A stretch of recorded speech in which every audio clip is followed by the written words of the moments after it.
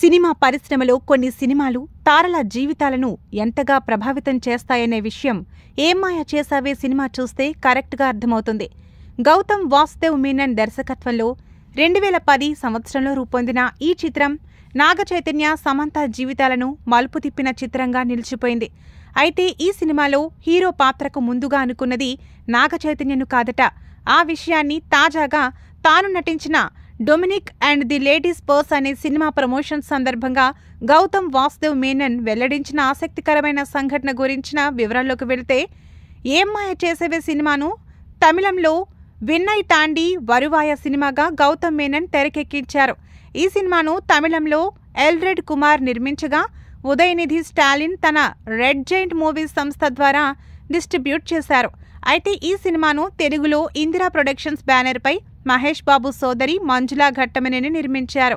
ఈ చిత్రంలో నాగచైతన్య, సమంత జంటగా నటించగా, త్రిషా కృష్ణన్, సింబు అతిథి పాత్రల్లో నటించారు. Dominica and the ladies purse అనే సినిమా ప్రమోషన్స్లో భాగంగా గౌతమ్ మీనన్ మాట్లాడుతూ, వాస్తవంగా ఏం మాయ చేసావే విన్నై తాండి వరువాయ సినిమా కథను మహేష్ బాబును ఊహించుకుని రాశాను. ఆయనకు ఈ సినిమా కథను నెరేట్ చేశాను. ఆయనకు కూడా కథ నచ్చింది. అయితే తన ఇమేజ్కు సూట్ కాదు, ఇందులో ఫైట్స్ లేవు, యాక్షన్ సీన్లు లేవు అని ఆ మూవీని సున్నితంగా తిరస్కరించారని తెలిపారు. అయితే ఏం మాయ చేసావే సినిమాను తిరస్కరించడంలో ఎలాంటి అసంతృప్తి లేదు. ఎవరి లెక్కలు వారికి ఉంటాయి, ఎవరి కెరీర్ ఇమేజ్ వారికి ఉంటాయి. ఈ విషయంలో మహేష్ బాబు కరెక్ట్గానే నిర్ణయం తీసుకున్నారని అనుకుంటాను. ఆ తర్వాత సింబుకు కథ చెబితే తాను చేయడానికి సిద్ధపడ్డారు.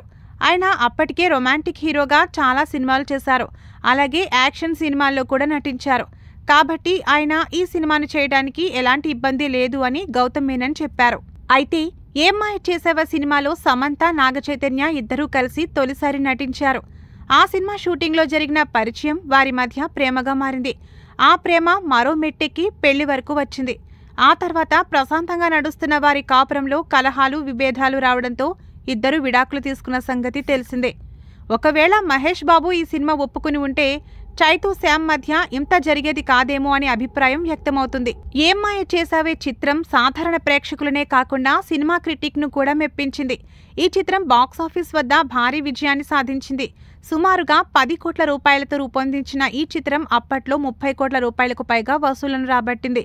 ఏఆర్ రెహమాన్ సంగీతం అందించిన ఈ చిత్రంలో పూరి జగన్నాథ్, సుధీర్ బాబు తదితరులు అతిథి పాత్రలో మెరిశారు.